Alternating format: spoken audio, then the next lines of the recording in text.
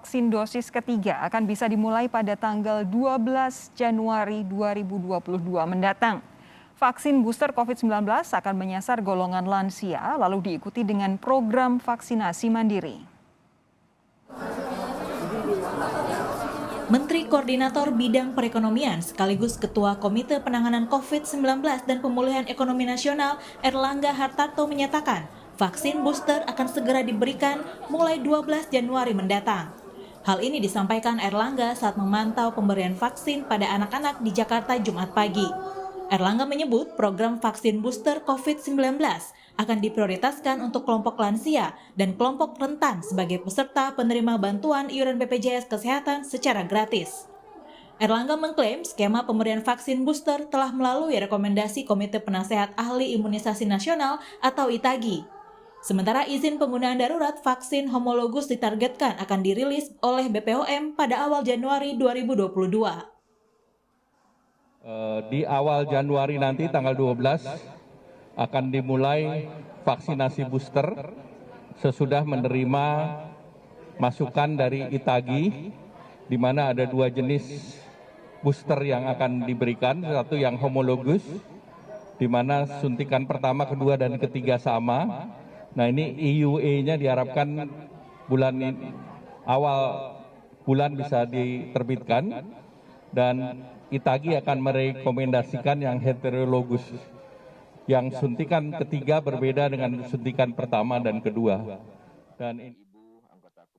Sebelumnya, pemerintah dan DPR sudah mengkaji pemberian vaksin booster dengan 2 skema, yakni pemberian booster vaksin dengan merek yang sama dengan vaksin dosis 1 dan 2, atau vaksin booster yang berbeda merek dengan vaksin dosis 1 dan 2. Ada 3 vaksin yang sudah berproses, jadi artinya adalah menggunakan data dari uji klinik yang dilakukan di luar negeri. Pertama, vaksin Pfizer ini sudah berproses untuk mendapatkan emergency authorization sebagai booster homologus untuk usia 18 tahun ke atas. Yang kedua adalah vaksin AstraZeneca, juga untuk booster usia 18 tahun ke atas. Kemudian yang ketiga adalah vaksin Sinovac ya, vaksin Sinovac, vaksin CoronaVac. Per hari ini, 31 Desember 2021, Indonesia sudah melakukan vaksinasi kepada lebih dari 208 juta warganya.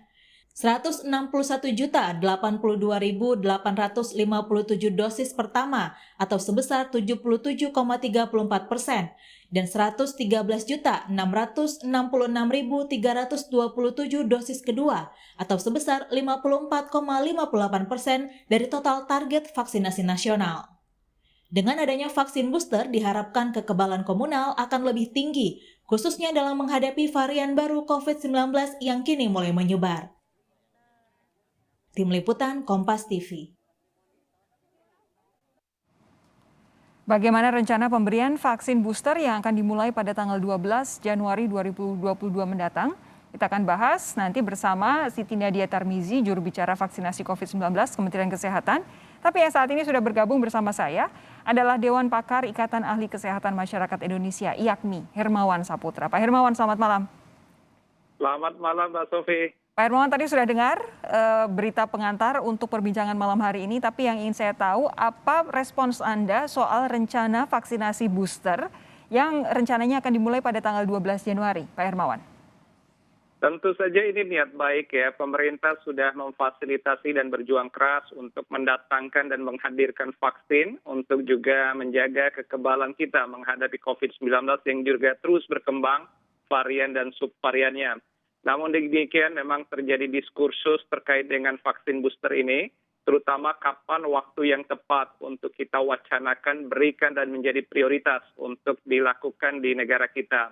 Memang kalau kita lihat dari capaian vaksin sejauh ini, untuk vaksinasi dosis kedua sudah lebih dari 53%, atau sekitar 116 juta orang lebih yang sudah divaksinasi dosis kedua.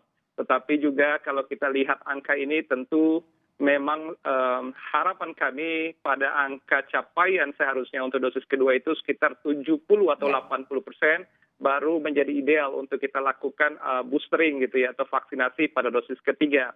belum lagi untuk sektor lansia yang capaiannya baru 41% atau sekitar 8,9 juta orang.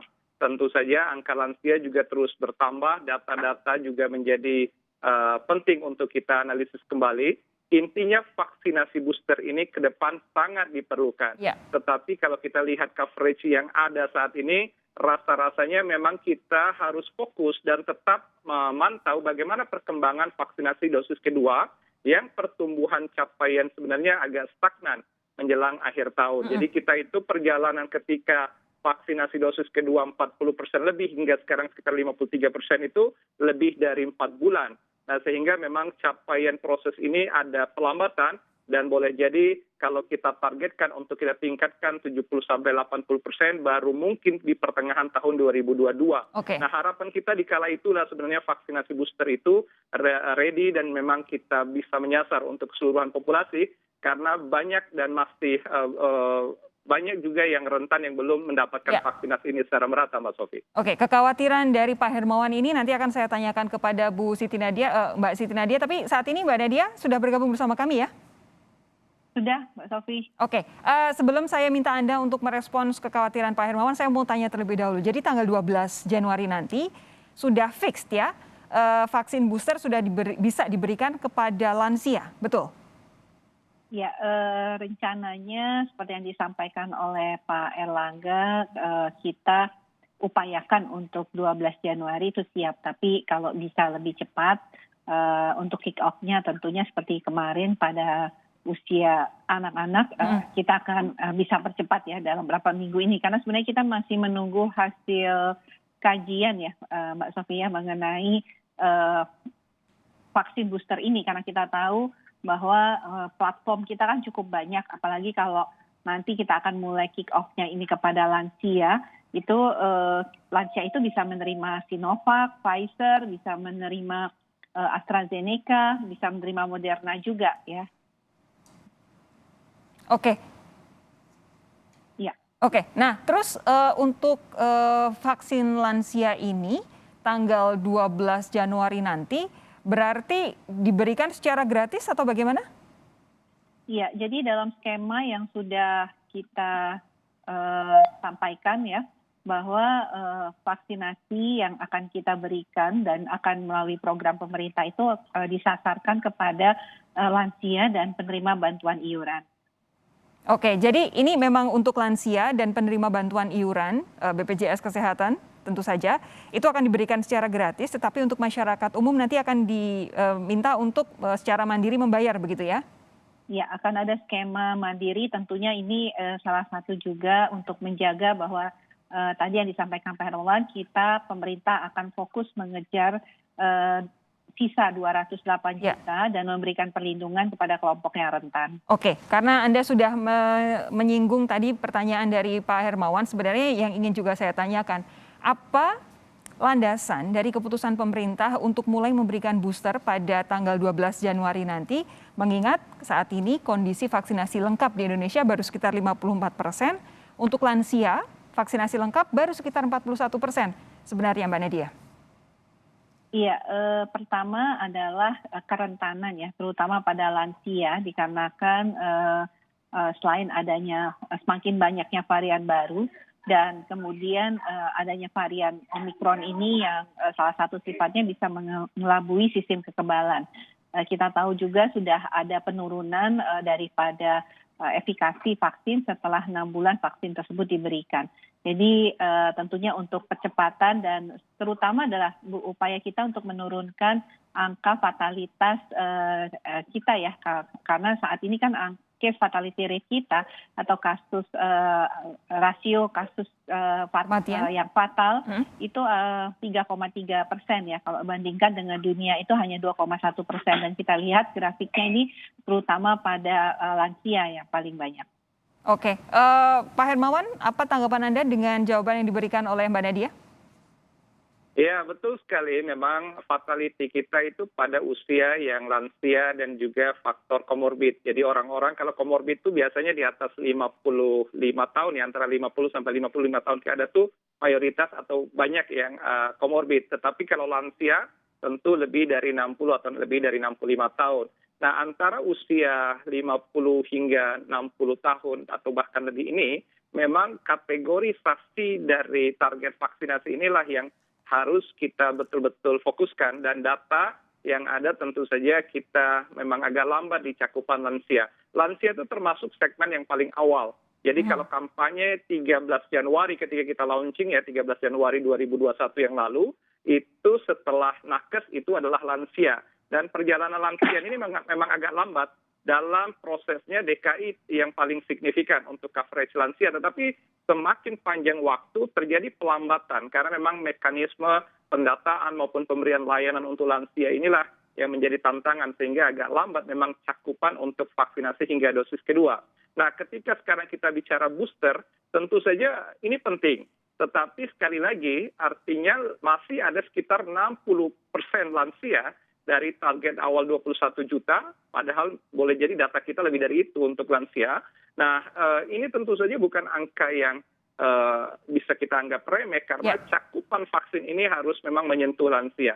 Bahkan saya hanya ingin mengingatkan untuk Omikron yang sedang kita khawatir dan mungkin kita hadapi ke depan ini, Omikron ini memang varian baru yang sangat cepat penularannya, bahkan orang yang sudah divaksin atau yang sudah jadi penyintas 2 kali bisa terpapar untuk sekian kali. Betul. Jadi boostering itu memang tujuannya adalah meminimalisir resiko, tetapi tidak memberikan protektif 100% dari Omikron ini. Nah, oleh karena itulah memang kita mengejar agar orang-orang yang belum tervaksin itulah yang menjadi prioritas dan arus besar kampanye kita, ketimbang kita sibuk untuk memprioritaskan boostering vaksin di awal-awal tahun ini. Mbak Nadia, begini, ini kan memang vaksinasi yang pertama di Indonesia itu sudah dimulai pada bulan Januari. Banyak yang sudah mendapatkan vaksinasi itu pada bulan Februari, Maret, dan seterusnya. Artinya efikasinya mungkin memang saat ini di tubuh masing-masing yang divaksinasi itu memang sudah menurun. Saya bisa memahami kekhawatiran pemerintah, terutama kalau misalkan di DKI Jakarta, karena waktu itu yang paling cepat, itu adalah kalau misalkan nanti kasusnya naik lagi, pasti akan berpengaruh ke banyak hal begitu. Tapi bagaimana cara pemerintah bisa menjamin, memberikan jaminan kepada masyarakat Indonesia bahwa program booster yang sudah dicanangkan akan mulai pada tanggal 12 Januari ini tidak kemudian mengesampingkan vaksinasi yang utama yang jadi tugas negara untuk memberikan perlindungan dasar kepada masyarakat, dan tidak nanti energi dan fokus tercurahkan pada vaksin booster ini yang sebagian akan berbayar dibandingkan dengan vaksinasi yang pertama dan kedua yang masih jadi PR besar untuk pemerintah. Ya, jadi Mbak Sofi, bahwa kita sudah jelas ya mengapa kemudian ada 2 mekanisme ini, yaitu vaksinasi program dan vaksinasi mandiri. Kita jelas bahwa vaksinasi program tadi kami sampaikan sebenarnya tujuan utamanya adalah kepada lansia, memberikan kelompok yang rentan dulu untuk perlindungan ekstra. Tapi kemudian kita tahu bahwa masyarakat juga sudah menanti ya untuk vaksinasi booster ini, sehingga pemerintah juga perlu memberikan. Nah, tentunya mengapa kemudian ada vaksinasi mandiri, kita tahu ini nanti akan tentunya dukungan ya dari artinya oleh yang akan diakses secara mandiri dan tentunya akan dilakukan di fasilitas pelayanan kesehatan swasta umumnya ya. Jadi bisa di rumah sakit mungkin BUMN, rumah sakit swasta ataupun juga klinik-klinik swasta lainnya. Tetapi rumah sakit pemerintah, fasilitas pelayanan kesehatan pemerintah akan tetap fokus pada percepatan vaksinasi kepada sisa masyarakat yang tadi untuk dosis pertama itu kurang lebih 21,5% dan dosis keduanya 47%. Tapi jadi pemerintah komit ya diberesin semua dulu ya yang vaksinasi dasar ya? Betul. Ya, makanya kemudian kita membuat mekanisme tersebut, dan vaksin untuk 208 juta ini sudah secure, jadi sudah kita amankan.